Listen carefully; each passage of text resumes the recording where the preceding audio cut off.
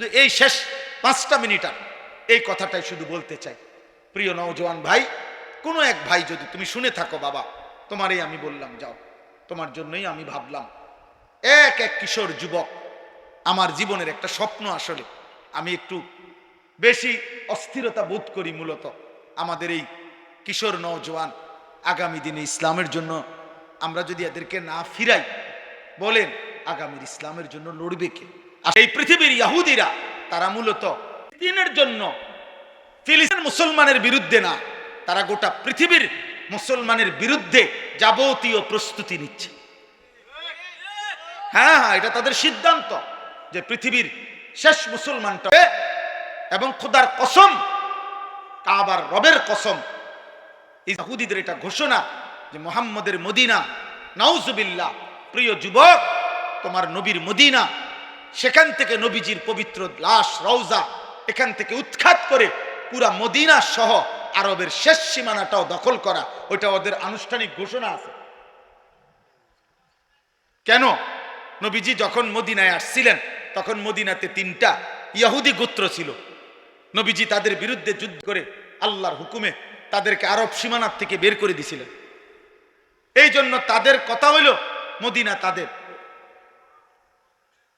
আরব তাদের সীমানা। অতএব বাপ, আমরা একটা আশা করি, এটা আর কি ভাবি, যে এই ছেলে পেলেদেরকে ওরা বেশি পরিমাণ গুনার মধ্যে পাগল বানায় ফেলছে। ওদের চুল, চেহারা, লেবাস, পোশাক, আখলাক, মোবাইল, নারী, অসভ্যতা, অস্থিরতা, সবার সামনে আপনি এটা বিবেক দিয়া ভাববেন। কিরে, বাবা আছে, দাদা আছে, এলাকার মানুষ আছে, চারিদিকে মসজিদ, যেই গল্লি দিয়েই সে হাঁটুক ওই গল্লি দিয়েই একটা একটা মসজিদ আছে, কিন্তু কোনো কিছু তার একটু লজ্জাবোধও করে না। কিরে, তার বাবা কই, নলে মা কই? আমি জীবনে একবার একটা টুপি, 4টা ফুল মাঝখান দিয়ে 4 জায়গায় রঙিন 4টা ফুলওয়ালা একটা টুপি পরছিলাম জীবনে একবার। আমার আব্বা বাসায় যাওয়ার পরে আমার মারে বলছে, মায় আমার মাথার থেকে সে টুপিটা খোলায় ফেলছে। বলছে, ফুত, তোর আব্বা বলছে যে তোর বাবাই জীবনে কোনোদিন সাদা টুপি ছাড়া অন্য কোনো টুপি পরে নাই, তোরে নিষেধ করছে টুপি পরতি না, খোল এটা। আর কোনোদিন পরি নাই, আর কসম খোদার আর কোনোদিন পরি না। হ্যাঁ, আমি জীবনে একবার শুধু আমার আব্বারে বলছিলাম, আব্বা আমি শুধু এই মাদ্রাসায় পড়তাম না, আমার আরেকটা মাদ্রাসায় ভর্তি করাই দেন। আমার আব্বা বলছে, পুত, পরের লোকমা ভাত আমার ঘরে খাইও না, তুমি যাও যেখানে মন চায়, পড়লে পড়ো, না পড়লে না পাও, কিন্তু আর এক লোকমা ভাত আমার ঘরে খাইও না। আমি কানতে কানতে ঠিকই মাদ্রাসায় চলে গেছি।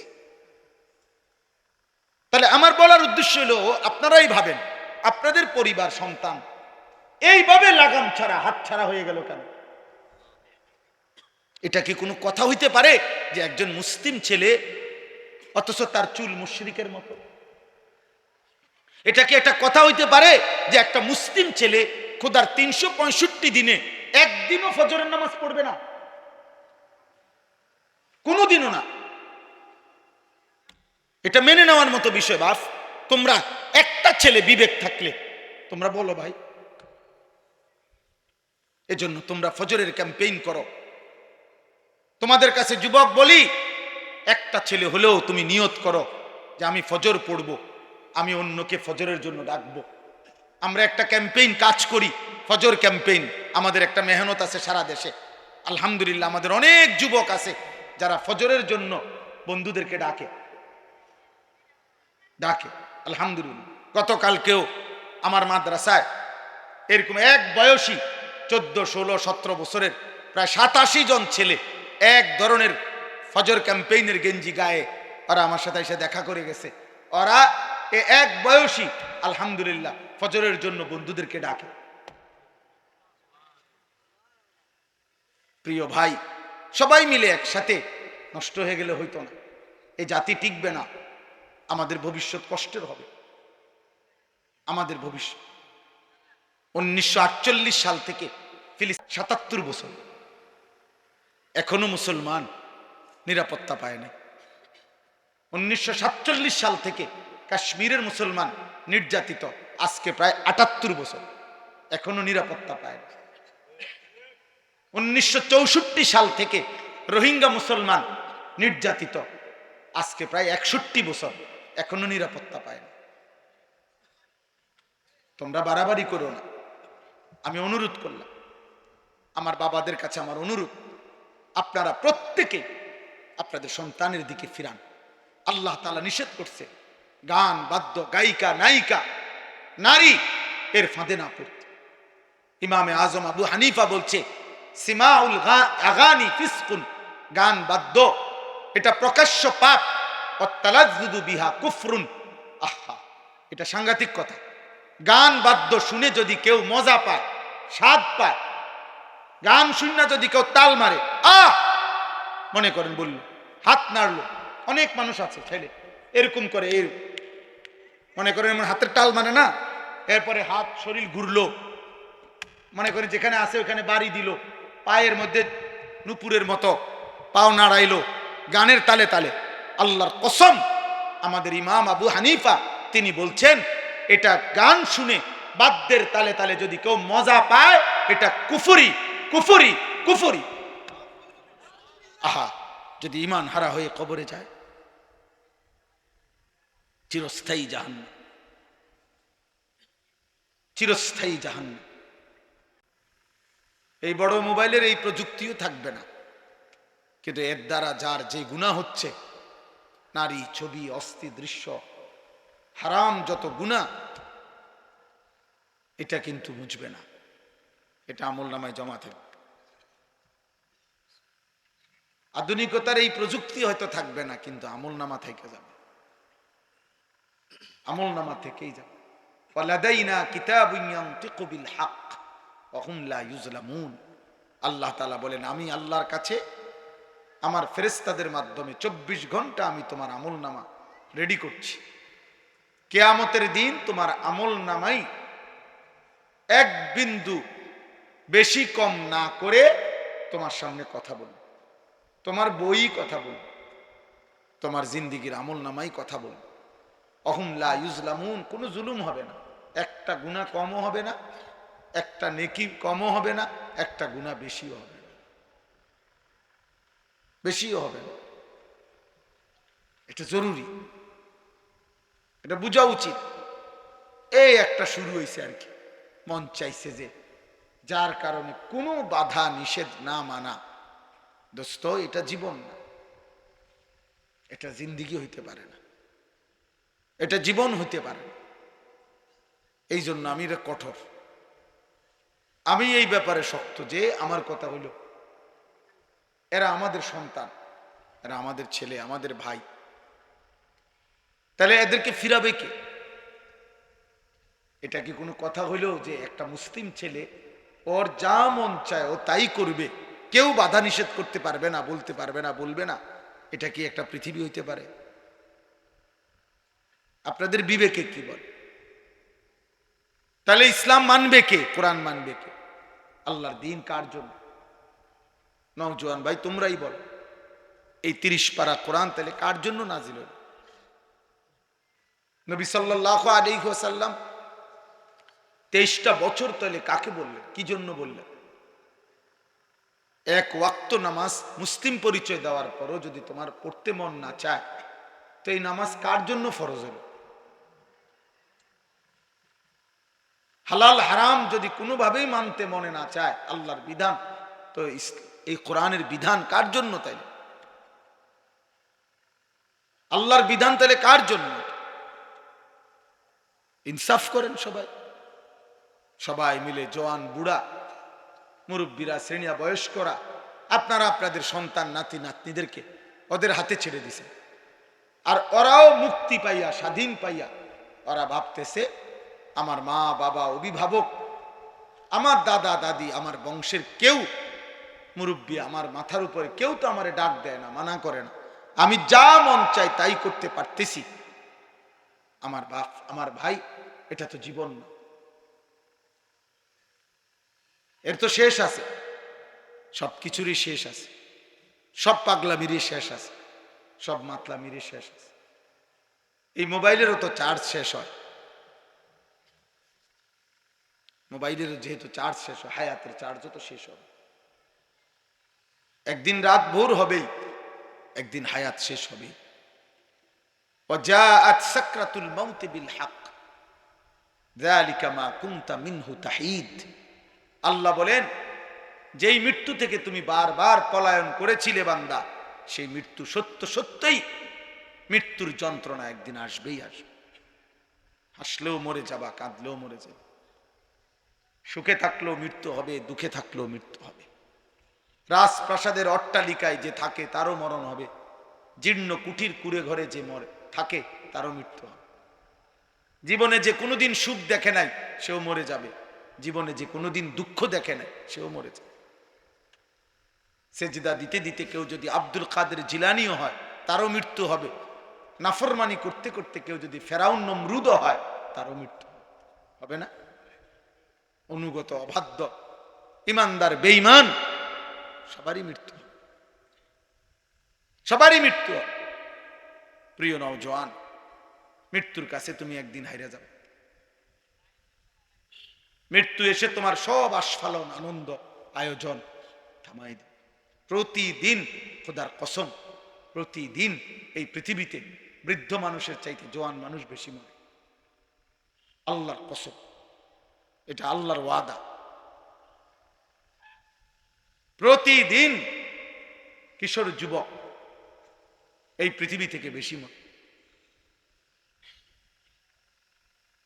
অমিনকুম মান ইউতাওয়াফা মিন ক্বাবলু, আল্লাহ কোরআনে বলছেন, আমি মানুষকে দুনিয়ার হায়াতে তিনটি জীবন, তিনটি কাল দেই, শিশু, যুবক, বৃদ্ধ, কিন্তু আমি সকলকে এই তিনটি অবস্থায় পূর্ণ পৌঁছাই না, তার আগেই আমি মৃত্যু দিয়ে ফেলি। আমার কাছে কিতাব আছে, তাফসীর আছে। হযরত হাসান বসরি রাহমাতুল্লাহ আলাই, হযরত ইবনুল জাওজি রাহমাতুল্লাহ আলাই, এরকম বড় বড় বুজুর্গানে দ্বীন পূর্ববর্তী জামানার, ওনারা বলছেন, হে যুবক, তুমি লক্ষ্য রাখো, যেই গাছের থেকে ফুল বের হয়, যেমন আম গাছ, আম গাছের যেই মুকুল বের হয়, সেই মুকুল, সেই ফুল, আম হয় যতগুলো, ঝরে যায় ফুল তার চাইতে বেশি। ছোট্ট ছোট্ট আম হয় যতগুলো, এরপরে বড় বড় আম হয় যতগুলো, ঝরে যায় বেশি। এরপরে পাকে যতগুলো, ঝরে যায় বেশি। শেষ পর্যন্ত পৌঁছায় কম, ঝরেই যায় বেশি।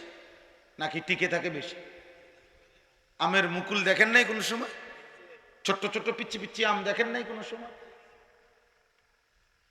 হযরত ইবনুল জাওজি রাহমাতুল্লাহ কিতাবের মধ্যে আছে, উনি বলছেন, হে যুবক, মনে রেখো, প্রত্যেক যুগে, প্রত্যেক সমাজে, প্রত্যেক বাড়িতে তুমি হিসাব করো যে কিশোর যুবক সমবয়সী যদি হয় যে পরিমাণ, তার সাথে আনুপাতিক হারে বৃদ্ধের সংখ্যা অনেক কম। মানে একটা বাড়িতে যদি এই মুহূর্তে নওজোয়ান 14, 16, 18, 20, 25 বছরের ছেলে মেয়ে থাকে 20 জন, 30 জন, তাহলে আনুপাতিক হারে, মানে এটা ধারে, এইটা চিন্তা করলে বৃদ্ধ মানুষ তো থাকার কথা কমপক্ষে 12-14 জন, কিন্তু ওই বাড়িতে 30 জন কিশোর যুবকের ছেলে মেয়ের মোকাবেলায় বুড়া চাচা, বুড়া দাদা আছে মাত্র 2 জন, 1 জন। বুঝেন নাই হিসাবটা? তাহলে বোঝা গেল এই আজ থেকে 30 বছর আগেও তো, 50 বছর আগেও তো কেউ কিশোর যুবক হিসাবে আগাই আসছিল। তাহলে ওরা সবাই যদি বৃদ্ধ হইতো, তাহলে বৃদ্ধ এত কম হইলো কেমনে? তাহলে হিসাবে তো কাছাকাছি থাকবার কথা, কিন্তু জওয়ান হইল 20 জন, বৃদ্ধ হইল 2 জন। কেন? মানুষে বলে না যে এই চাচা আর আমগো গ্রাম বাড়ির শেষ শুধু দোয়া করেন, আমার দাদাই আর বাকি সব মরিয়া গেছে। আমার বাপ চাচা, মনে করেন আমার বাপ চাচা 4 জন, তাহলে আমার বাপ চাচার ছেলেরা, ছেলে মেয়েরা, আমরা চাচতো ভাই, জ্যাঠতো ভাই, আমরা মিলে আমরা আছি না হয়তো 40-50 জন। তাইলে 30-40 জনের কম হবে না, কিন্তু আমার বাপ চাচার মধ্যে শুধু আমার ছোট চাচা একজনই বাইচে আছে। আমার দাদাও নাই, জ্যাঠাও নাই, আমার বাবাও নাই, আমার সেজ চাচাও নাই, শুধু ছোট চাচা আছে। অথচ আমার এই বাপ চাচা 4 জনের সন্তানদের মধ্যে একমাত্র আমার বড় জ্যাঠার একজন ছেলে মারা গেছে এখন পর্যন্ত, আর সবাই আল্লাহর রহমতে বাইচা আছে। তাহলে ভাইয়া বুঝো, এটা বুঝতে চেষ্টা কর। কেউ যদি বুঝতে চাও আর তোমার তামসা যদি তোমার কাছে পছন্দ হয় তো ঠিক আছে বাবা, কেউ কাউরে থামাইতেও পারে না, কেউ কাউরে পিছাইতেও পারে না, কিন্তু এটা ইনসাফ যে আগামী 50 বছর পৌঁছতে পৌঁছতে তোমাদের বয়সী অধিকাংশ কবরে চলে যাবে, টিকবে, অনেকে বুড়া হবে অল্প, বুড়ো হবে অল্প, টিকে থাকবে অল্প, ঝরে যাবে বেশি। অমিনকুম মান ইউতাওয়াফা মিন ক্বাবল। এই জন্য আজকেও একজন লোক এটা আমি বুঝাইছি যে ভাই এটা ভাববেন না যে এখনো বয়স বাকি, না না, ওয়ালিতাবলুগু আজালাম মুসাম্মা। আল্লাহ বলেন আমি কিন্তু যাকে যখনই মৃত্যু দেই আমি কিন্তু তার হায়াত পূর্ণ করেই মৃত্যু দিই। অল্প বয়সে আমি কাউকে মৃত্যু দেই না, অকালে কাউকে মৃত্যু দেই না, প্রত্যেককে আমি আল্লাহর পক্ষ থেকে নির্ধারিত, আমি আল্লাহ তাকদীরে সৃষ্টির আগেই আল্লাহ তাআলা লিখে রাখছেন, তো আমি ওইটা সময় পূর্ণ করেই মৃত্যু দেই। ওয়ালিতাবলুগু আজালাম মুসাম্মা, আমি নির্ধারিত হায়াত পূর্ণ করি বান্দা। তাইলে দোস্ত আমার, ভাই আমার, বাবা আমার, নওজোয়ান, তুমি তোমার উপরে দয়া কর। যদি সামান্যতম বিবেক থাকে, মানুষ তো আর জানোয়ার না, জানোয়ারের আকল নাই, তো মানুষের তো আকল আছে। আমি কেন জানোয়ারের মতো হব? আমি কেন পশুর আচরণ হব? আমি তো ইনসান, আমি তো মানুষ, আমাকে তো আল্লাহ তাআলা আকল দান করছেন।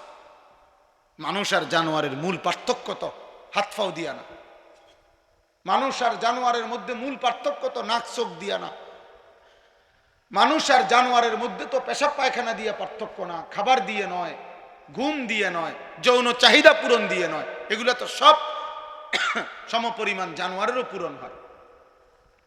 খাবার, খাদ্য, পেশাব পায়খানা, লজ্জাস্থানের চাহিদা পূরণ, এ তো কুকুর বিড়ালেরও পূরণ হয়। তাহলে ইনসানের পার্থক্য কি? আকল, বিবেক। আ'তা কুল্লা শাইইন খালকাহু সুম্মা হাদা।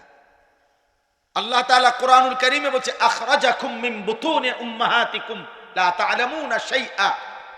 মায়ের পেট থেকে বাবা, আল্লাহ বলছে হে আমার বান্দা, মায়ের পেট থেকে যেদিন তোমাকে আমি বের করে এনেছিলাম সেদিন কিন্তু তুমি কিছুই জানতা না। আমি আল্লাহ তোমাকে ধীরে ধীরে পূর্ণ আকল দান করেছি।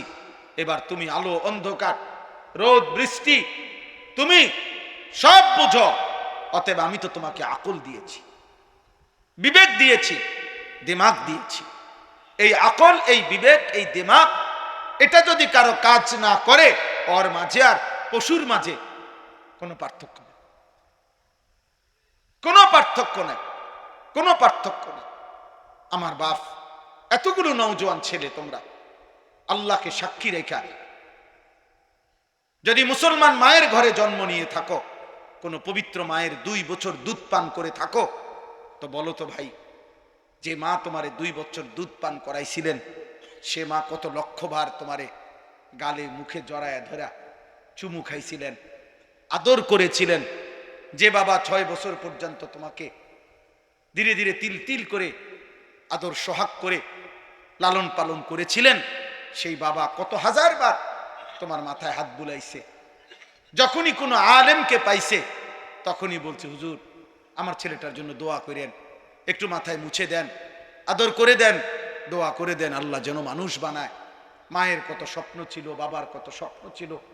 আত্মীয় স্বজন আসছে, ফুফুর কোলে দিছে, ফুফার কোলে তুলে দিছে, দাদার কোলে তুলে দিছে। আজকে আমি এক বাসায় এশার নামাজের পরে খানা খাইছি অল্প সময়, তে এই সময় দেখছি ওই বেচারার 2টা নাতনি, সে পুরাটা সময় দাদারে ব্যস্ত করে রাখছে ওনারে, আর উনি একবার এটারে আদর করে, একবার ওইটারে আদর করে।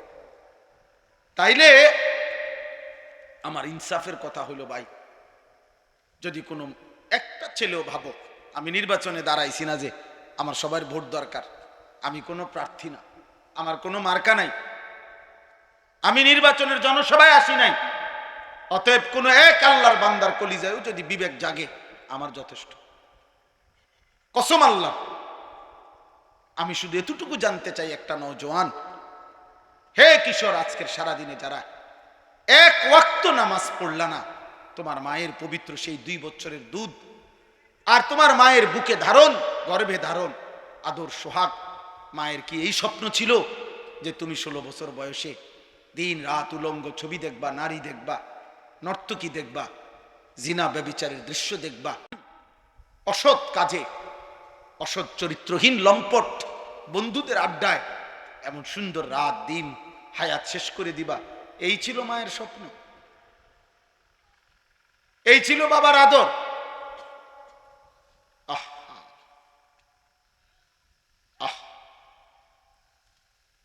মনে রাখো আব্বা, যদি কোনোদিন আর বলতে না পারি তো আজই বললাম, মনে রাখো এর চরম মূল্য তোমাকে তোমার জীবন দিয়ে দিতে হবে।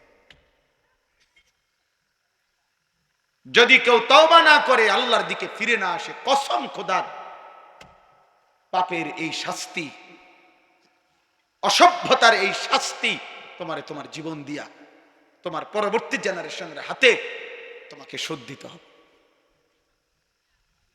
আশা করি ইনশাআল্লাহ এই অপমান তোমার কপালেও জুটবে।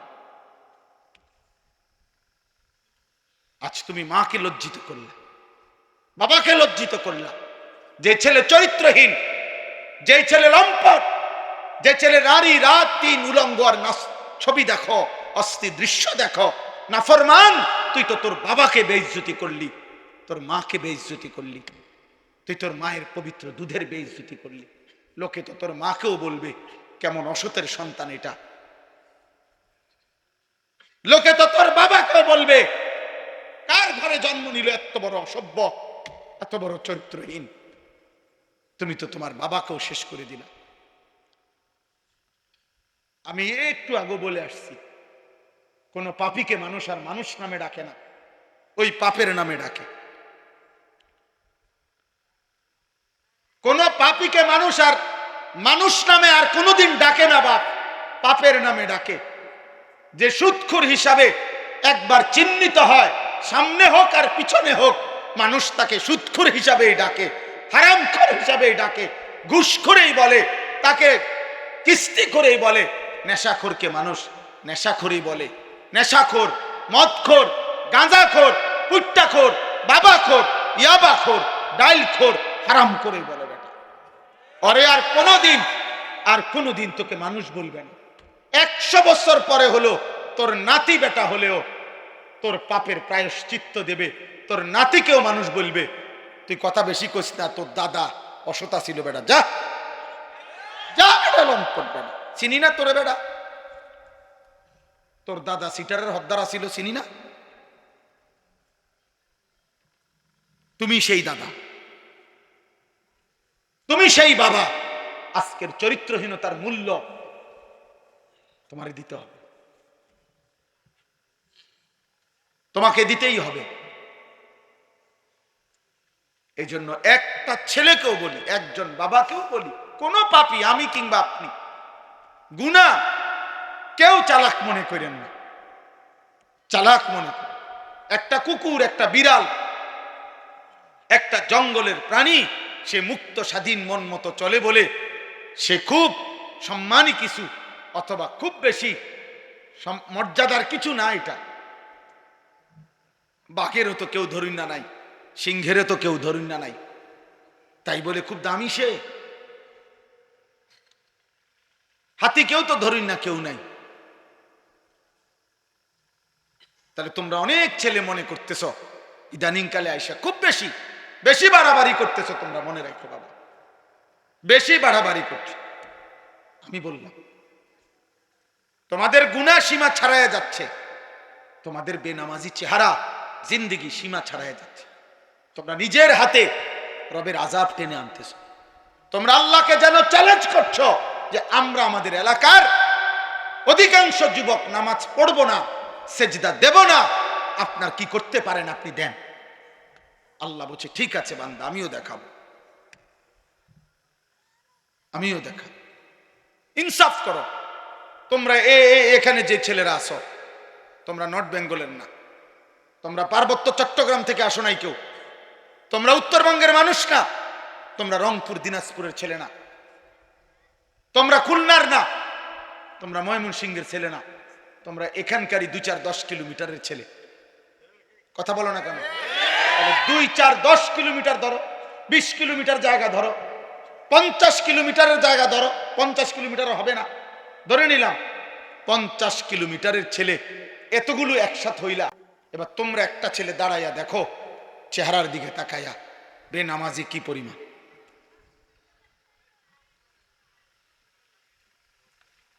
আমি দাঁড় করাই নয়তো, তাহলে বলো আব্বা, একটি অঞ্চলের যদি 20 কিলোমিটারের মুসলমান, 50 কিলোমিটার এরিয়ার মুসলিম যুব সমাজ যদি এইভাবে এত বেশি পরিমাণ এখানে, এরপরে তা আসছে, তোমরা আসে নাই কি পরিমাণ?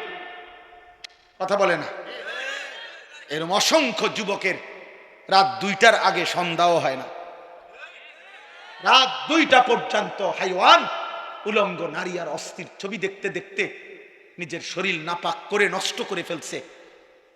আহা, আমার কাছে কিতাব আছে, করাচি হযরত হাকিম আখতার রহমতুল্লাহ আলাইহি বলছে, স্বামী স্ত্রীর পবিত্র মিলামেশা, এর মধ্যে তো নিয়ন্ত্রণ থাকে, এর মধ্যে তো ব্যালেন্স থাকে। সে তো বুঝে স্বামী এ তো আমার স্ত্রী, হারাইয়া যাইতেছে না, চলে যাচ্ছে না। স্ত্রী বুঝে উনি আমার স্বামী, আমাদের সম্পর্ক তো আজীবনের, এজন্য তাদের যৌন চাহিদা পূরণের ক্ষেত্রে নিয়ন্ত্রণ থাকে। কিন্তু হারাম অপবিত্র সন্তান যে কোনোদিন জিনার সুযোগ পায়, অথবা অশ্লীল ছবি দেখে, অথবা হারাম নারী দেখে, ও তো ওর যৌন চাহিদার ক্ষেত্রে কোনো নিয়ন্ত্রণ থাকে না। এজন্য তার দ্বারা শাহওয়াত পূরণ, অসভ্যতা এবং তার শরীর নষ্ট করা, এটা এত বেশি পরিমাণে হয়, অল্প সময়ের ব্যবধানে সে অচল এবং অপদার্থ হিসাবে গণ্য হয়। তার তো কোনো নিয়ন্ত্রণ নাই, তার তো আর কোনো বাঁধন নাই, তার তো কোনো বিবেক বিবেচনা নাই। তাইলে আব্বা তোমরা বলো, আমি হাদিস শুনাই, নবীজি সাল্লাল্লাহু আলাইহি সাল্লাম বলছেন, এই হাদিসটাই পড়ছি, লা ইয়াকুনু ফি উম্মতি খাসফুন ওয়া কাসফুন ওয়া মাসখুন। আমি একজনের আশায় বলতেছি, বাকিরা শুনুক। হতে পারে মালিক যাকে পছন্দ করে তাকেই বদলায় দিবে, আমি জানি না কে বদলাবে, আমরা জানি না। আমাদের জিম্মাদারি আল্লাহর কথা বলা।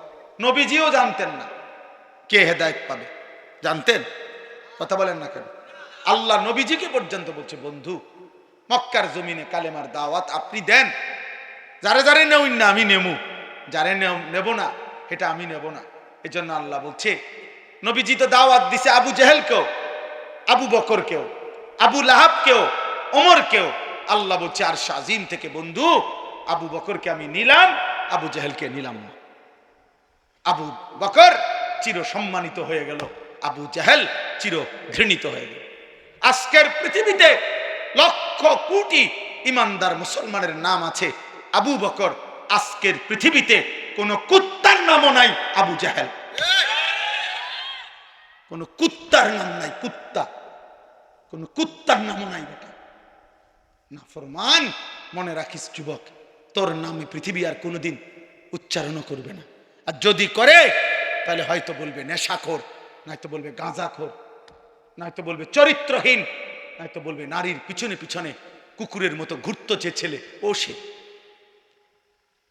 তুমি কি ভাবছ? তুমি এক ওয়াক্ত নামাজ পড়বা না, একটা সেজদাও দিবা না, সারা রাত অস্থির ছবি দেখে কাটাবা সারা দিন, আর মানুষে তোমারে কইব উনি জোনায়েদ বাগদাদি। মানুষের বুতে গিলাইছে,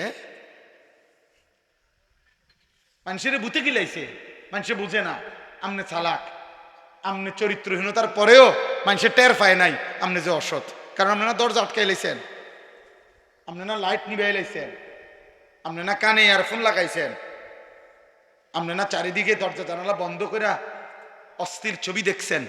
আল্লাহর কসম নবী বলছে, একাকিত্বের অন্ধকারের গুনাহ দিনের আলোতে আল্লাহ তাআলা তার চেহারার মধ্যে তা ভাসায় দেয়। এজন্য পাপী দেখলেই চিনা যায়। আমি দাঁড় করাই, চ্যালেঞ্জ করো একটা ছেলে, এখানে চ্যালেঞ্জ করো, 1,00,000 টাকা চ্যালেঞ্জ করো, আমি দাঁড় করামু এখন বেনামাজি, ইনশাআল্লাহ 100টা দাঁড় করাইলে 98টা ঠিক হবে। বেনামাজির চেহারা দেখলেই চিনা যায়। ও তো আল্লাহর দুশ্মন, ওরে চিনবো না কেন? ও তো নবীর দুশ্মন, ও তো কোরআনের দুশ্মন, ও তো ইসলামের দুশ্মন, তাকে চিনবো না কেন? ওরে দেখলেই বোঝা যায়। বেনামাজি তো বেহায়া, বেনামাজি তো গাদ্দার, বেনামাজি তো অহংকারী, বেনামাজি তো অসভ্য, বেনামাজি অকৃতজ্ঞ। মানুষের 10 টাকার কৃতজ্ঞতাও তো আদায় করে বেটা।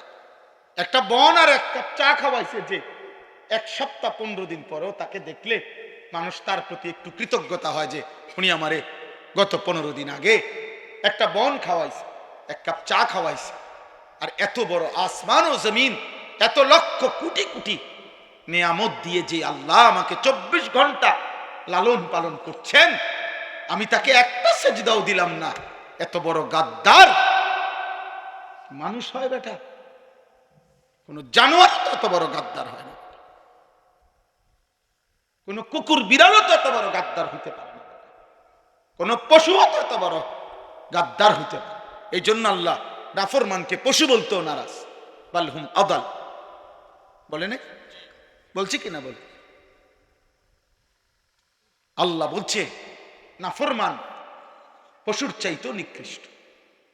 বালহুম আদাল, ও কুকুরও না, ও বিড়ালও না, ও শুকরও না।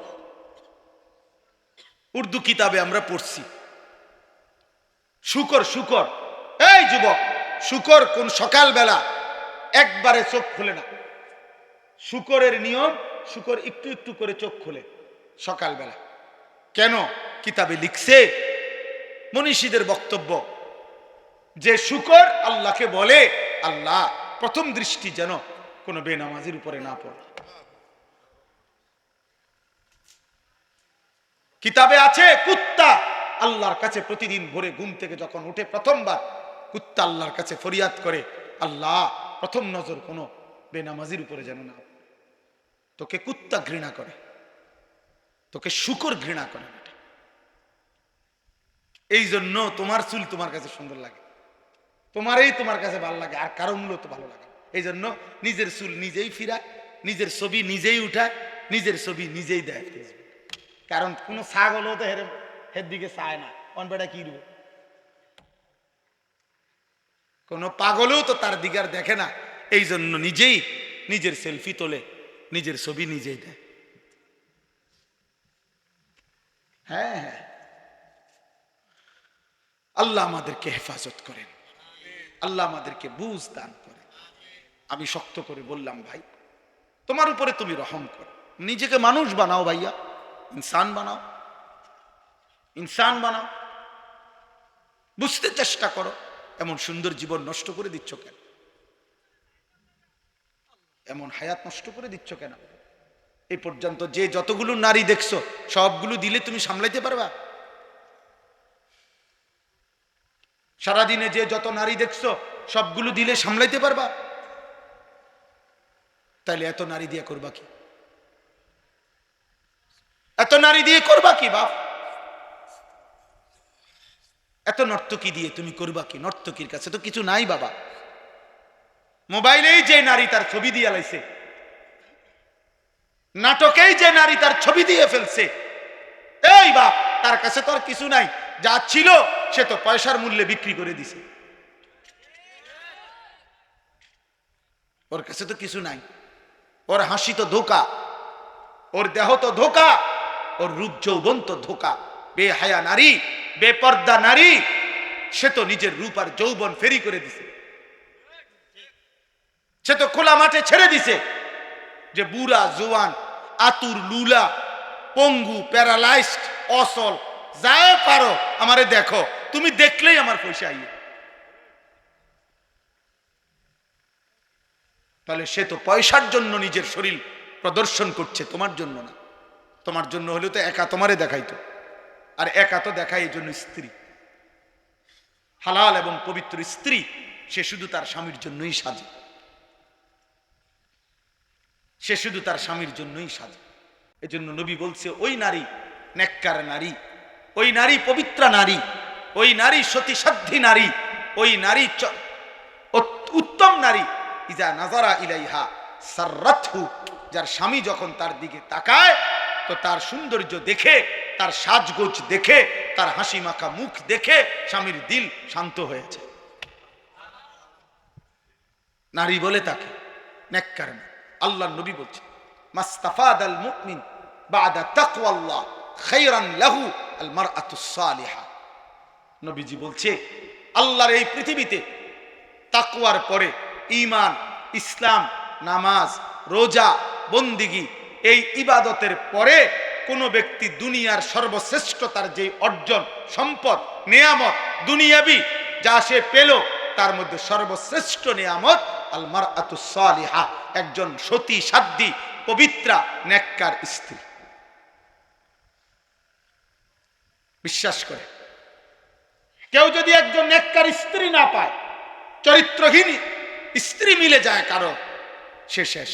আর কেউ যদি নেককার একজন বিবি পায়, গোটা পৃথিবীর সবচেয়ে বড় নিয়ামত সেই।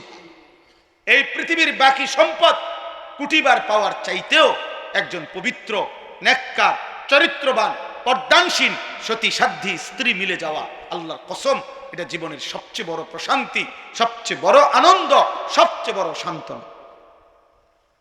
আর সেটা মিলবে না বাপ। আমার আব্বা একটা ছেলেকে বলে এই লাগাতার অব্যাহত নারী দেখলে, ছবি দেখলে, জিনা ব্যভিচারের দৃশ্য দেখলে পবিত্র নারী মিলবে না। এটা আল্লাহর ওয়াদা, কোরআনের ওয়াদা। আয-যানি লা ইয়ানকিহু ইল্লা যানিয়াতান আও মুশরিকা। আল্লাহ কোরআনে বলছে ব্যভিচারী পুরুষ তার কপালে বিবাহিত, সে যাকে করবে সেটা দুইটাই হবে। আল্লাহ পাক বলছে হয় জানিয়া আরেকটা ব্যভিচারিণী নারী, আও মুশরিকা অথবা কোন মুশরিক নারী। কসম খোদার, কোরআন শরীফের আয়াত। ওয়াজ-জানিয়াতু লা ইয়ানকিহুহা ইল্লা জানিন আও মুশরিকুন। আল্লাহ বলছে এবং কোন নারী যদি ব্যভিচারী হয়, নারী যদি চরিত্রহীন হয়, আল্লাহ ওয়াদা দিছে ওর কপালে স্বামী জুটবে যেটা, এটার পরিচয় হবে দুইটা, হয় সে ব্যভিচারী পুরুষ আর নয়তো মুশরিক। আর কেমনে কইতো আল্লাহ? বাংলায় কইতো? আর কেমনে বলতো বাবা? বাংলায় বলতো, বাংলায় ওয়াহুররিমা যালিকা আলাল মুমিনিন। এবং আল্লাহ বলেন কোন ব্যভিচারী পুরুষ কিংবা ব্যভিচারিণী নারী ঈমানদারের জন্য হারাম, ঈমানদারের জন্য হারাম করে দেওয়া হবে। ওয়াহুররিমা, হারাম করে দেওয়া হবে। এজন্য দয়া করে একজন হোক দুইজন হোক, পর্দার আড়ালের যে মা বোনরা আছেন তাদেরকেও বলি, মা বোন, হে মুসলিম কন্যা, তুমি তোমার ইজ্জতের হেফাজত করো, তুমি তোমার আখলাকের হেফাজত করো। রাস্তার কোন দুষ্ট, মহল্লার কোন চরিত্রহীন যুবকের ফাঁদে তুমি তোমার ইজ্জত দিয়ে দিও না। ও তোমাকে ধোঁকা দিবে, ও তোমাকে ধোঁকা দিবে। আল্লাহ আমাদের বোনদেরকে, মেয়েদেরকে, ছেলেদেরকে, আমাদের নওজওয়ানদেরকে হেফাজত করে। কোরআনুল কারীমের যে আয়াত দুইটা পড়ছি, আমি এবার এই দুইটা আয়াতের সংক্ষিপ্ত, এই আর 10টা মিনিট লাগবে না ইনশাআল্লাহ, তর্জমা বলেই আমার কথা শেষ করছি। আল্লাহ তাআলা বলছেন, দেখেন কিছু ছেলে এখনো কথা বলে, আল্লাহ তোমাদেরকে মাফ করে দেন। আহারে সন্তান, কোনোভাবেই থামানো গেল না। কত বড় বদনসিব সন্তান। আল্লাহ কোরআনে বলছে, আমার কথা যখন হয়, সেই কথার থেকে যে বিমুখ হয়, কোরআন শরীফের আয়াত আছে, তার চাইতে নিকৃষ্ট জালেম এই পৃথিবীতে আর কেউ হয়। আমি এটা খুব ভয় পাই। এক তো হলো আমি শুনলাম না, কোনো অসুবিধা নেই, আমি ঘুমায় গেলাম, চলে গেলাম। এখানে কি পুরা এলাকার মানুষ আসছে সবাই? তো যারা আসে নাই আজকের ওয়াজে তারা পাপী না? কেন পাপী হবে? সে শুনে নাই আর কি। এতটুকু হইতে পারে যে ওনার কোনো ব্যস্ততা থাকতে পারে, ক্লান্তি থাকতে পারে, ঠিক আছে। কিন্তু এখানে আসা অত্র ইউনিয়নের প্রত্যেকের জন্য ফরজে আইন, তাই না? কিন্তু মাঝখানে যারা ডিস্টার্ব করলো, কত আল্লাহর কোরআনকে বাধাগ্রস্ত করলো, আল্লাহর কথা বলতে বাধাগ্রস্ত করলো, এটা কিন্তু বড় আজলাম, বড় নিকৃষ্ট পাপ, বড় পাপ। আল্লাহ হেফাজত। তোমরা যদি কোনো বিবেকবান যুবক থাকো, তাহলে তোমরা গিয়ে কমপক্ষে করে বলো যে ভাই তোর আল্লাহর ওয়াস্তে, আমি দেখছি এখানে একজন চাচা একটা সুন্দর কাজ করছে, ইচ্ছা করে আমি বললাম না, কিন্তু আমি খেয়াল করছি একটা ছেলে মোবাইল উঠাইছে, ওই চাচা ওনার টর্চ লাইট দিয়া তার টর্চ লাইট মেরে বুঝাইছে যে তুই বেজাল করিস না, অন্তমুখটা হুম।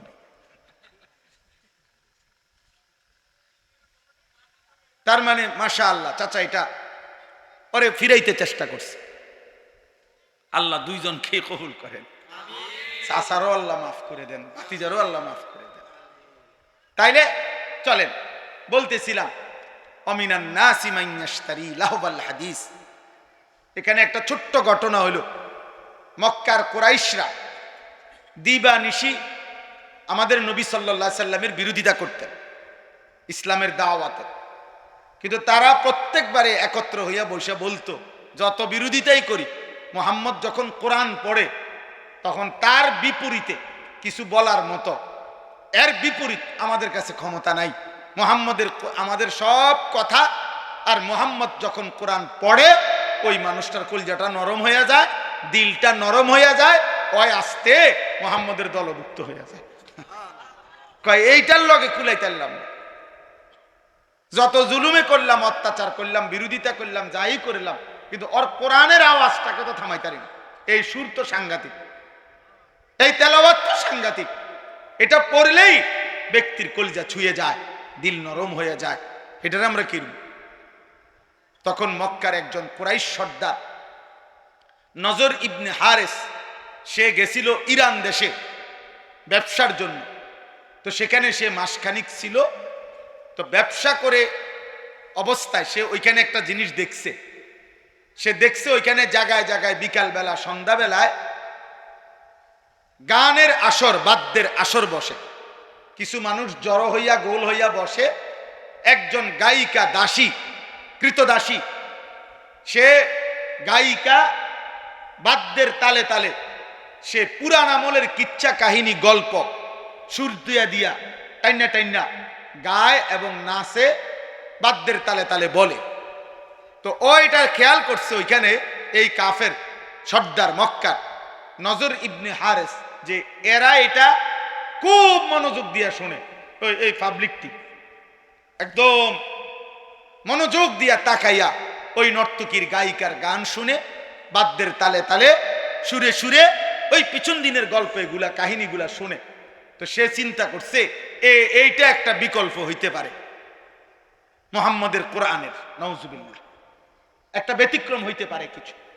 তখন সে অনেক চড়া মূল্যে, বেশি দাম দিয়া এই ইরান থেকে একজন কৃতদাসী কিনে আনছে মক্কায়। ওই এরকম নারী, মহিলা কৃতদাসী, দাসীটা যে গাইতে পারে, নাচতে পারে, বাদ্যের তালে তালে ওই ঘটনায় ডিকয় সুর দিয়া দিয়ে আর কি। আইনা সে এবার মক্কায় কুরাইশ সর্দার এবং কিছু বখাটে দুশ্চরিত্র, দুষ্ট প্রকৃতির যুবকদেরকে একসাথ করে বলছে, তোমরা মুহাম্মদের কোরআন না শুনে এটা শোনো, এই গান শোনো, এই নর্তকীর নাচের সাথে সাথে দেখো কি সুন্দর সুন্দর কিচ্ছা কয়, ঘটনা কয়, নাউজুবিল্লাহ। ফলে মোটামুটি কিছু দুষ্ট ছেলে পেলে, অসৎ প্রকৃতির মানুষ এই গান বাদ্যের আসরে, ওই নর্তকীর নাচের আসরে বসা শুরু করছে। আর তখন এই নজর ইবনে হারেস এই কোরআন নিয়ে বিদ্রুপ করতো। হ্যাঁ মুহাম্মদ, এবার দেখমু চাই তোমার কোরআন দিয়ে তুমি কদ্দুর কি করো। আমিও বিকল্প লোক আনছি, দাসী আনছি, আমিও গানের আয়োজন করছি। এজন্য সে প্রতিদিন তখন গানের আয়োজন করত, বাদ্যের, আল্লাহ নবীর কোরআনের বিরুদ্ধে, আর কোরআনকে উপহাস করত, ঠাট্টা করত। এই পাপী লোকটার এই গান বাদ্যের এই মন্দ আচরণের জবাবে আল্লাহ তাআলা এই আয়াত নাজিল করছে। সূরা লোকমান 21 নম্বর পারা 31 নম্বর সূরা। এই সূরার মধ্যে আল্লাহ তাআলা বলেন, আমিনান নাসি মান ইয়াশতারি লাহওয়াল হাদিস লিয়ুদিল্লা আন সাবিলিল্লাহি বিগাইরি ইলমিন। আল্লাহ বলে, হে নবী শুনেন, কিছু নিকৃষ্ট পাপী আছে এমন, যারা প্রতিনিয়ত গুনাহ মিশ্রিত কথা, বেহুদা অনর্থক কথা সংগ্রহ করে আমার বান্দাদেরকে অজ্ঞতা মূর্খতা বশত আমি আল্লাহর পথ থেকে পথভ্রষ্ট করার জন্যে ওয়াত্তাখিযাহা হুজুয়া, এবং আমার কোরআন, আমার দ্বীন, আমার শরীয়তকে ঠাট্টা করে, উপহাস করে। উলাইকা লাহুম আযাবুম মুহিন। আপনি তাদেরকে বলে দিয়েন, আমি আল্লাহ তাদের জন্য রেখেছি অপমানকর, লাঞ্ছনাকর চূড়ান্ত আযাব। ওয়াইদা তুতলা আলাইহি আয়াতুনা, আল্লাহ বলেন, গান বাদ্যে আসক্ত এই পাপী এত বড় জঘন্য যে যখনই আমার কোরআন পড়া হয় অহংকার করে সে আমার কোরআন থেকে মুখ ফিরায় নেয়। কাআন্নাম ইয়াসমাআহা কাআন্না ফি উযুনাইহি ওয়াকরা, সে এমন একটা ভাব নেয় কোরআনের মোকাবেলায় যে যেন সে শুনেই নাই, অথবা তার কানে বধির, আগের থেকেই শুনে না। আল্লাহ বলেন, ফাবাশশিরহু বিআযাবিন আলীম। হে নবী, এই নাফরমান, এই অহংকারী, এই মুতাকাব্বির যে আমার কোরআনের বিপরীতে গান শুনে, বাদ্য শুনে, গায়িকা, নৃত্যের আসর, গানের আসর জমায়, গানের আসরে বসে, আল্লাহর কসম, আল্লাহ বলেন তাকে আপনি অত্যন্ত মর্মান্তিক আযাবের কথা বলেন। এই দুইবার বলছে, একবার বলছে আযাবুম মুহিন, আরেকবার বলছে আযাবিন আলীম। একবার বলছে প্রথমত অপমান করব, তারপরে আযাব দেব, আবার বলছে মর্মান্তিক আযাব দেব। আজকে আমি শুধু এই শেষ 5টা মিনিট এই কথাটাই শুধু বলতে চাই। প্রিয় নওজোয়ান ভাই, কোনো এক ভাই যদি তুমি শুনে থাকো, বাবা তোমারই আমি বললাম, যাও, তোমার জন্যই আমি ভাবলাম। এক কিশোর যুবক, আমার জীবনের একটা স্বপ্ন, আসলে আমি একটু বেশি অস্থিরতা বোধ করি মূলত আমাদের এই কিশোর নওজোয়ান আগামী দিনে ইসলামের জন্য আমরা যদি এদেরকে না ফিরাই, বলেন আগামীর ইসলামের জন্য লড়বে কে? আসলে বাস্তব সত্য কথা হলো বাপ, শুধুমাত্র ফিলিস্তিনে এই মুসলমান আর ইয়াহুদিদের যুদ্ধ, খোদার কসম, এই কোরআন সামনে বললাম, এই যুদ্ধ এতটুকুর জন্য এখানে সীমাবদ্ধ। ইউরোপ, আমেরিকা এবং এই ইসরায়েল, এরা কোনোভাবেই বিশ্বাস করেন এখানের জন্য শুধু করছেন। ওদের টার্গেট সারা পৃথিবীময় মুসলমানের শেষ ব্যক্তিটাকেও। মোট জনগোষ্ঠী 1 কোটি না, 1 কোটি নয়, 92 থেকে 97 লাখ মোট জনগণ পুরা দেশে। তাহলে যে দেশের জনগণ 1 কোটি নয়, অথচ গোটা পৃথিবীর সবচেয়ে বড় বেশি আমদানিকারক দেশ হলো ইসরায়েল। তাহলে 1 কোটি মানুষের নিরাপত্তার জন্য পারমাণবিক বোমা, 1 কোটি মানুষের নিরাপত্তার জন্য এত মারণাস্ত্র, এত অত্যাধুনিক, এত কোটি কোটি, হাজার হাজার, বিলিয়ন বিলিয়ন, ট্রিলিয়ন ডলারের। তাহলে বিষয়টা কি? আবার ফিলিস্তিনের মোট জনগণও তো অল্প, তাহলে এই কৌগা মানুষ মারগেও তো এত অস্ত্র না, এই কয়েকজন মুসলমান মারার জন্য তো এত অস্ত্র লাগে না। তাহলে এরা এত অস্ত্র দিয়ে করে কি? ইসরায়েলের মেন স্থাপনা যেগুলো, তাদের যে মেন কার্যক্রম, তারা 24 ঘন্টা কাজ করে। অর্থাৎ কোনো ডিউটি, অফিসিয়াল কর্মের, বিভিন্ন মিল, ফ্যাক্টরি, বিভিন্ন কর্মস্থলে আপনার 8 ঘন্টা পর পর ডিউটি চেঞ্জ হয়। অর্থাৎ রাতে দিনে সেম কাজ করে, কর্ম চলে, শুধু লোক বদলায়। বোঝেন নাই কথা? এটিএম বুথ কেউ দেখছেন কিনা? ওই যে কার্ড ঢুকাইয়া যে টাকা বাইর করে, ব্যাংকের বাইরে থাকে আলগা, দেখছেন কেউ? এখানে ডিউটির সিস্টেম হইল 8 ঘন্টা ডিউটি। অর্থাৎ প্রতি 8 ঘন্টা পর পর একজন এখানে দারোয়ান থাকে, এ বদলায়, কিন্তু ওইটা 24 ঘন্টা খোলা থাকে। মানে গ্রাহক যে কোনো সময় আইসা কি নিতে পারবে? টাকা নিতে পারবে। ডিউটিতে একজন দারোয়ান আছে, কিন্তু এটা একজনে 24 ঘন্টায় থাকে না, 8 ঘন্টা পর পর তো তাহলে আর অসুবিধা কি, মেশিন তো চলতেই আছে। লোক পাল্টাইছে, লোক বদলাইছে। এই জন্য বললাম যে আমরা এই কথাটা বুঝাইতে চাই নওজোয়ান ভাই, এই পৃথিবীর ইহুদিরা তারা মূলত ফিলিস্তিনের জন্য, ফিলিস্তিনের মুসলমানের বিরুদ্ধে না, তারা গোটা পৃথিবীর মুসলমানের বিরুদ্ধে যাবতীয় প্রস্তুতি নিচ্ছে। হ্যাঁ হ্যাঁ, এটা তাদের সিদ্ধান্ত যে পৃথিবীর শেষ মুসলমানটা হত্যা করবে। এবং খোদার কসম, কাবার রবের কসম, ইসরায়েলের ইহুদিদের এটা ঘোষণা যে মুহাম্মদের মদিনা, নাউজুবিল্লাহ, প্রিয় যুবক, তোমার নবীর মদিনা, সেখান থেকে নবীজির পবিত্র লাশ রওজা এখান থেকে উৎখাত করে পুরা মদিনা সহ আরবের শেষ সীমানাটাও দখল করা, ওইটা ওদের আনুষ্ঠানিক ঘোষণা আছে। কেন? নবীজি যখন মদিনায় আসছিলেন তখন মদিনাতে 3টা ইহুদি গোত্র ছিল। নবীজি তাদের বিরুদ্ধে যুদ্ধ করে করে আল্লাহর হুকুমে তাদেরকে আরব সীমানার থেকে বের করে দিয়েছিলেন। এই জন্য তাদের কথা হইল মদিনা তাদের, আরব তাদের সীমানা। অতএব বাপ, আমরা একটা আশা করি, এটা আর কি ভাবি যে এই ছেলে পেলেদেরকে ওরা বেশি পরিমাণ গুনার মধ্যে পাগল বানায় ফেলছে। ওদের চুল, চেহারা, লেবাস, পোশাক, আখলাক, মোবাইল, নারী, অসভ্যতা, অস্থিরতা, সবার সামনে আপনি এটা বিবেক দিয়া ভাববেন। কিরে, বাবা আছে, দাদা আছে, এলাকার মানুষ আছে, চারিদিকে মসজিদ, যেই গল্লি দিয়েই সে হাঁটুক ওই গল্লি দিয়েই একটা একটা মসজিদ আছে, কিন্তু কোনো কিছু তার একটু লজ্জাবোধও করে না। কিরে, তার বাবা কই, নলে মা কই? আমি জীবনে একবার একটা টুপি, 4টা ফুল মাঝখান দিয়ে 4 জায়গা রঙিন 4টা ফুলওয়ালা একটা টুপি পরছিলাম জীবনে একবার। আমার আব্বা বাসায় যাওয়ার পরে আমার মারে বলছে, মায় আমার মাথার থেকে সে টুপিটা খোলায় ফেলছে, বলছে, ফুত, তোর আব্বা বলছে যে তোর বাবা জীবনে কোনোদিন সাদা টুপি ছাড়া অন্য কোনো টুপি পরে নাই, তোরে নিষেধ করছে টুপি পরতি না, খোল এটা। আর কোনোদিন পরি নাই, আর কসম খোদার আর কোনোদিন পরি নাই। হ্যাঁ হ্যাঁ, আমি জীবনে একবার শুধু আমার আব্বারে বলছিলাম, আব্বা আমি শুধু এই মাদ্রাসায় পড়তাম না, আমার আরেকটা মাদ্রাসা ভর্তি করাই দেন। আমার আব্বা বলছে, পুত, পরের লোকমা ভাত আমার ঘরে খাইও না, তুমি যাও যেখানে মন চায়, পড়লে পড়ো, না পড়লে না পাও, কিন্তু আর এক লোকমা ভাত আমার ঘরে খাইও না। আমি কানতে কানতে ঠিকই মাদ্রাসায় চলে গেছি। তাহলে আমার বলার উদ্দেশ্য হলো, আপনারাই ভাবেন আপনাদের পরিবার, সন্তান এইভাবে লাগাম ছাড়া, হাত ছাড়া হয়ে গেল কেন? এটা কি কোনো কথা হইতে পারে যে একজন মুসলিম ছেলে অথচ তার চুল মুশরিকের মতো? এটা কি একটা কথা হইতে পারে যে একটা মুসলিম ছেলে খোদার 365 দিনে একদিনও ফজরের নামাজ পড়বে না? কোনোদিনও না।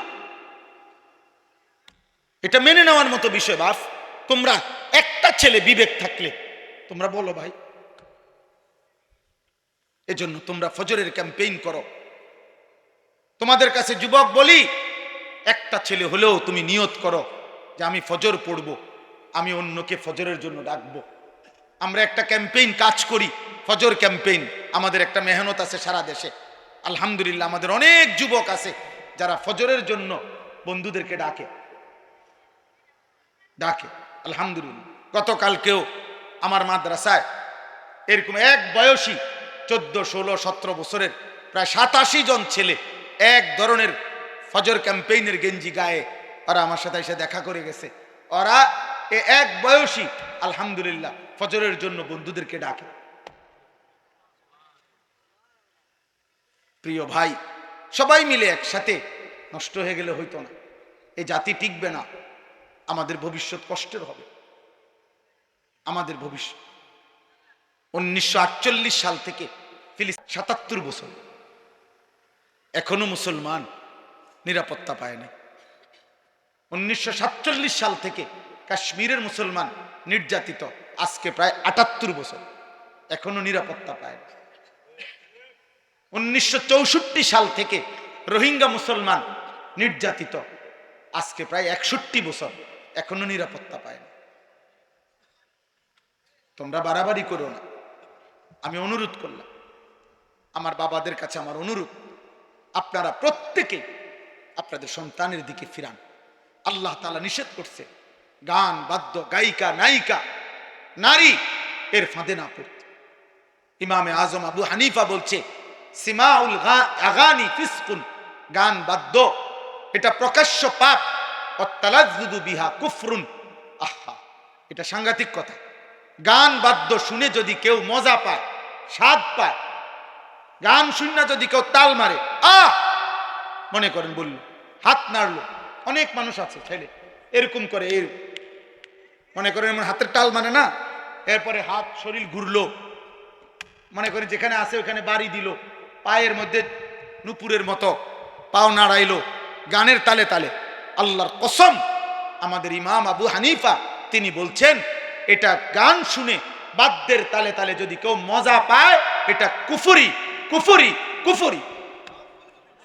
আহা, যদি ঈমান হারা হয়ে কবরে যায়, চিরস্থায়ী জাহান্নাম, চিরস্থায়ী জাহান্নাম। এই জন্য ভাই সবাই মিলে নিয়ত করেন, নিয়ত করেন। আমার জীবনের একটা স্বপ্ন, আমি আপনাদের কাছে এই শেষ কথাটা বললাম। আমার একটা আশা, আমি বড় আশা নিয়ে আমার যে মাদ্রাসা কুমিল্লা ক্যান্টনমেন্ট ময়নামতি সাহেবের বাজার 2016 সালে মাদ্রাসা শুরু করছিলাম। আলহামদুলিল্লাহ 500-র মতো ছাত্র আছে মাদ্রাসায়, 34 জন শিক্ষক কর্মচারী আছে। কিন্তু এই মধ্যে আইসা আজকে 1-1.5 বছর আমার স্বপ্ন যে আমি একটা নতুন মাদ্রাসা আরেকটা করতে চাই, যেখানে উদ্দেশ্য সারা বাংলাদেশের যত স্কুল কলেজ বিশ্ববিদ্যালয়ের ছেলে, জেনারেল ছেলে পড়ুক বা না পড়ুক, মাদ্রাসায় পড়ার হয়তো সুযোগ পায় নাই, হয়তো কোনো না কোনো কারণে মাদ্রাসার থেকে ছুটে গেছে বা পড়ে নাই, তো ওরা যেন সর্বস্তরে সারা বাংলাদেশ থেকে যে যখন আসে যেটুকু সময় নিয়ে ওই যেন দিন শিখতে পারে, ওযু নামাজ আখিরাত আল্লাহ খুদা রসুল সুন্নাত রুকু সেজদা যেন কিছুটা হলো শিখতে পারে। এই জন্য আমি একটা নতুন ভিন্ন মাদ্রাসা করতে চাই, যেখানে 24 ঘন্টা শিক্ষক থাকবে। আমার একটা স্লোগান, যে আসবে যখন দিন শিখবে তখন, যার সময় যতক্ষণ দিন শিখবে ততক্ষণ, যতটুক 3 ঘন্টা 3 ঘন্টাই কিছু শেখো, শুক্রবার ছুটি শুক্রবারে একটু শেখো। আমি আলাদা উস্তাদ রাখতে চাই। আলহামদুলিল্লাহ আমার মাদ্রাসায় এই বছর 25 সাল আমরা প্রতি 3 মাস পর পর এই কোর্স চালু করছি, অর্থাৎ কিশোর যুবক ছেলেদের জন্য 3 দিনের ওযু নামাজ সূরা কেরাত দোয়া কালাম। এই গতকাল শনিবার একটা কোর্স শেষ হয়েছে, প্রায় 150 ছাত্র, আলহামদুলিল্লাহ সব কলেজের স্কুলের ছেলে, ওরা 3 দিন লাগাতার আমার 32 জন শিক্ষক এবং বড় ছাত্র মিলে ওদেরকে একটা একটা করে সূরা কেরাত দোয়া কালাম রুকু সেজদা শিখাইছে আলহামদুলিল্লাহ। এবং স্কুলের ছেলে সুন্নাত মোতাবেক রুকু দিতে পারছে, সেজদা দিতে পারছে। প্রয়োজন পরিমাণ 5টা 4টা সূরা শুদ্ধ করে গেছে। টার্গেট ছিল 11টা, সবাই 11টা সূরা পারে নাই, যে যেদ্দুর পারছে 3 দিন। এই জন্য আমি আপনাদের কাছে আশা করি, একটা ছোট্ট আবেদন হইল আমার, আমি এই আমার ধারাবাহিক স্বপ্নটা বাস্তবায়নের জন্য আমি একটা বড় জায়গা কিনছি আমার মাদ্রাসার ওইখানে, 118 শতক জায়গা একসাথে। আল্লাহ যদি কবুল করে, বড় স্বপ্ন আমার, 2.5 কোটি টাকার উপরে জায়গার দাম, শুধু মাটির দাম, ক্ষেতের দাম। এরপরে মাটি ভরাট, মসজিদ, মাদ্রাসা, ভিন্ন ভিন্ন ছেলেদের বাচ্চাদের মাদ্রাসা, নওজোয়ানদের মাদ্রাসা, আলাদা বালিকা শাখা, আলাদা মসজিদ, বড় সড়ো।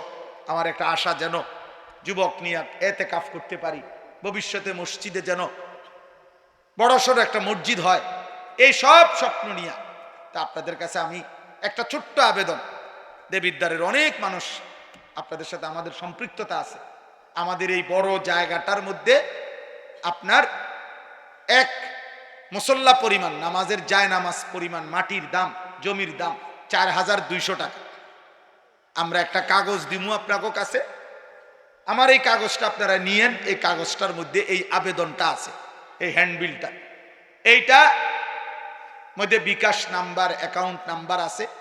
যদি কারো ভালো লাগে আমাদের মাদ্রাসার এই বড় স্বপ্নের এই মাদ্রাসায় আপনারা যদি পারেন কেউ 4200 টাকা দিলে এক মুসল্লা পরিমাণ টাকা, তাইলে আজীবন উন্নয়ন সদস্য হিসাবে আপনার নাম আমরা উঠায় রাখবো।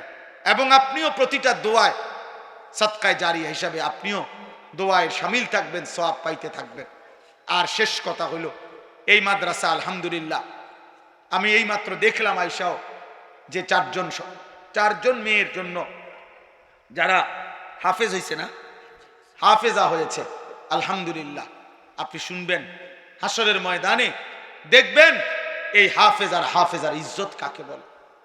তো এই মাদ্রাসাটার জন্য আপনারা পাশে থাকবেন আলহামদুলিল্লাহ। যে যা দিছেন আপনাদের কাছে অনুরোধ মাদ্রাসাকে ভালোবাসবেন।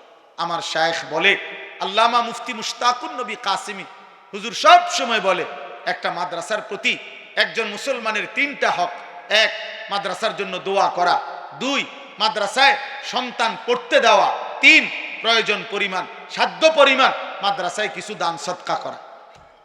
হুজুর সব সময় বলে কেউ যদি কোনো মাদ্রাসায় বাচ্চা দেয়, দোয়া করে, কোনো মাদ্রাসায় দান সদকা করে, ইনশাআল্লাহ কিয়ামতের দিন ওই মাদ্রাসার আলেম তালেব ইলমদের সাথেই আশা করা যায় ওই লোক দাঁড়াবে ইনশাআল্লাহ।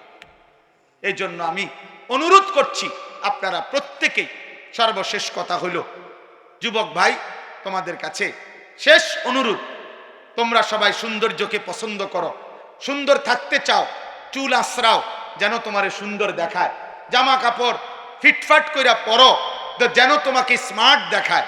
আমি তোমাদের কাছে অনুরোধ করি, এই পৃথিবীর সবচেয়ে সৌন্দর্য, সবচেয়ে স্মার্টনেস তিনি হলেন মুহাম্মদুর রাসূলুল্লাহ সাল্লাল্লাহু আলাইহি সাল্লাম।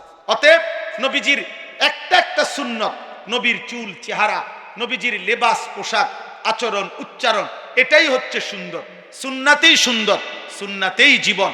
এজন্য আমরা প্রতিদিন আমাদের ওই সাদা গাড়িতে একটা কিতাব বিক্রি করি প্রত্যেক দিন, নবীজির সুন্নাতের কিতাব। এই কিতাবটা 600 পৃষ্ঠা ব্যাপী কিতাব, বাংলা ভাষায় আমাদের নবীজির সুন্নাতের উপরে, নবীজির জীবনের সমস্ত সুন্নত, ছোট বড় সব সুন্নত এই কিতাবের মধ্যে দলিল সহ আছে। ঢাকা গাজীপুরের বাংলাদেশের একজন প্রখ্যাত বুজুর্গ এই কিতাবটা লিখছেন।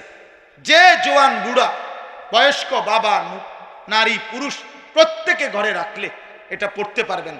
400 টাকা মূল্যে আমরা এই বড় বইটা সুন্নাতের বিক্রি করি, ওখান থেকে আমি আনাইছি। যাদের সুযোগ হয় যাওয়ার সময় আমাদের সাদা গাড়ি থেকে এই কিতাব কিনবেন। ইতিপূর্বে যারা মাদ্রাসায় দান করেছেন, আমার ছোট ভাই শুনছি আমি আয়শা, আপনারা দিছেন, আল্লাহ তাআলা আপনাদের প্রত্যেকের দানে সাদাকায় বরকত দান করেন। মাদ্রাসার সব আয়োজনে আল্লাহ তাআলা উত্তম বিনিময় দান করেন, আল্লাহ কবুল করেন। আলহামদুলিল্লাহ রাব্বিল আলামিন। আল্লাহুম্মা আনতাস সালাম ওয়া মিনকাস সালাম, তাবারাকতা ইয়া যাল জালালি ওয়াল ইকরাম। মাওলায়ে করিম আপনি মাফ করে দেন, রব্বে করিম আপনি মাফ করে দেন, মেহেরবান মাওলা আপনি মাফ করে দেন। আয় আল্লাহ আপনি মাফ করে দেন, আয় আল্লাহ আপনি মাফ করে দেন, আয় আল্লাহ আপনি মাফ করে দেন, আয় আল্লাহ আপনি মাফ করে দেন, আয় আল্লাহ আপনি মাফ করে দেন। রাত গভীরে মাওলা মাফ করে দেন, রাত গভীরে মাওলা মাফ করে দেন। আল্লাহ চোখ বন্ধ করলে পিছনে গুনাই বেশি, গুনাই বেশি মাওলা, জীবনটা নাফরমানি বেশি মাওলা, আপনি মাফ করে দেন। আগামী জীবন সুন্দর করে দেন, ঈমান আমল দান করেন, ইজ্জত আফিয়ত দান করেন, তাকওয়া তহারত দান করেন, হিম্মত ইস্তেকামত দান করেন, ইখলাস দান করেন, সেজদাওয়ালা কপাল বানিয়ে দেন, কাঁদনেওয়ালা চোখ বানিয়ে দেন, জিকিরওয়ালা জবান বানিয়ে দেন, মোহাব্বতওয়ালা দিল বানিয়ে দেন, সুন্নতওয়ালা জীবন বানিয়ে দেন। আল্লাহ এই কিশোর যুবক ছেলেগুলোকে বদলে দেন মৌলা, বদলে দেন মৌলা, নামাজি বানিয়ে দেন, আগামীর ইসলামের জন্য কবুল করে নেন, মাহাদির সৈনিক হিসাবে কবুল করে নেন, কালেমার পতাকা উড়াতে আল্লাহ আপনি কবুল করে নেন। আল্লাহ সমস্ত কবরবাসীদেরকে মাফ করে দেন, কিয়ামত পর্যন্ত কবরের আযাব মাফ করে দেন, অসুস্থ বিমারি যারা শিফা করে দেন, প্রত্যেকের কামাই রুজিতে হালাল বরকত দান করেন, প্রবাসে বিদেশের জমিনে যারা সহি সালামতে নিরাপদে রাখেন মাওলা। আল্লাহ আয়েশা সিদ্দিকা রাদিয়াল্লাহু তাআলা আনহা বালিকা মাদ্রাসা আপনি কবুল করে নেন, আপনি কবুল করে নেন, আপনি কবুল করে নেন।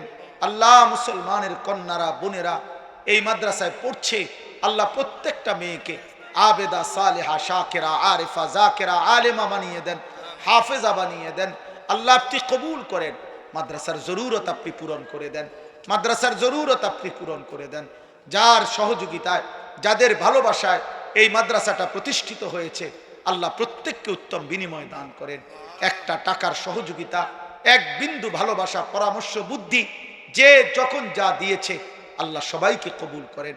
মাদ্রাসার মুহতামিম, শিক্ষক শিক্ষিকা, ছাত্রী সকলকে কবুল আর মনসুর করে নেন। আল্লাহ আমাদের নেক মাকসাদ আপনি পূরণ করে দেন, আমাদের সকলকে ঈমান আমলের জীবন দান করেন। আল্লাহ আমাদের সকলের নেক মাকসাদ পূরণ করে দেন। পর্দার আড়ালে যত মা বোন আছে, আল্লাহ সমস্ত মা বোনদেরকে পর্দানশীল নামাজি নারী হিসাবে কবুল করে নেন। আল্লাহ প্রতিটা মা বোনকে ফাতেমা রাবিয়া বসরিয়ার মতো বানিয়ে দেন। রব্বির হামহুমা কামা রব্বায়ানি সগীরা। আয় আল্লাহ আমার দেশকে নিরাপদ রাখেন, আমার দেশকে নিরাপদ